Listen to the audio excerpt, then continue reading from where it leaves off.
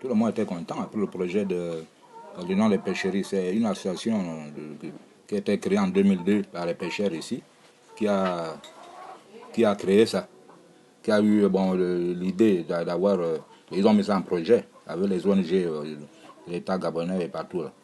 Donc le projet est arrivé, ils ont fait venir l'entrepreneur.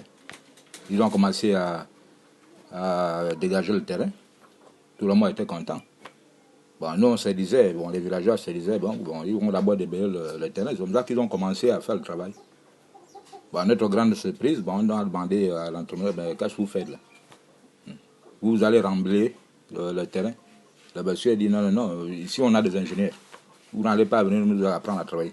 Bon, les villageois ont dit, non, il n'y a pas de problème, on vous laisse travailler. Sinon, vous allez encore Ebela Banga, tout ça.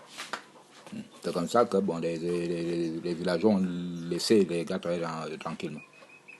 Jusqu'à là où on se retrouve après 10 ans, chaque année, il y a des innovations. Et ce n'est pas encore opérationnel. Chaque année, même l'année passée, là, c'était la même chose. Des caches partout, comme la dalle. C'est provoqué par les inondations. À mon avis, normalement, c'est de recasser tous les bâtiments et de chercher à rembler. Pour mettre ça à niveau. Les fosses septiques qu'ils ont creusé, tout est carrément dans l'eau, jusqu'au niveau des sous-bassements. Moi, en tant que chef, et les autres, chaque fois, on a des réunions. Et c'est même le plus grand projet même que nous sommes en train d'étudier.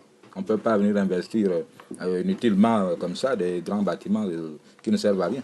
Tout le temps, quand on fait les réunions à Coq chez le sous-préfet, on en parle de ça avec les documents pour essayer de voir ce qu'on peut faire. La seule solution, à mon avis, c'est de casser et de chercher à rembler. La dernière fois, monsieur le Premier ministre était là, pour être encore un peu plus direct.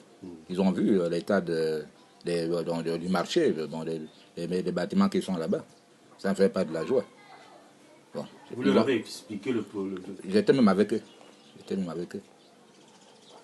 Ils ont été édifiés. Je ne sais pas si dans l'avenir, on aura une bonne suite. C'est ce qu'on attend.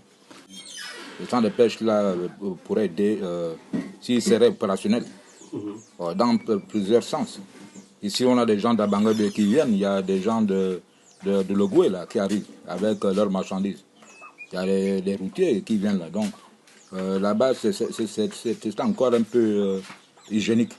Vous voyez, donc le poisson est sur les tables qui sont même là dans ce fameux marché.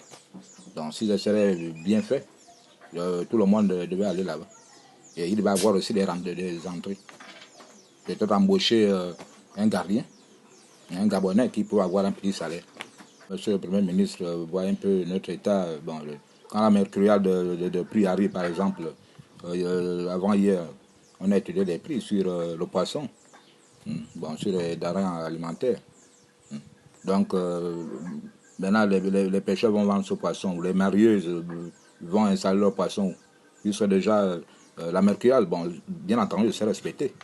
Mais qu'ils essaient un peu de faire des efforts pour venir encore étudier comment remédier à notre situation de ce centre de pêche-là.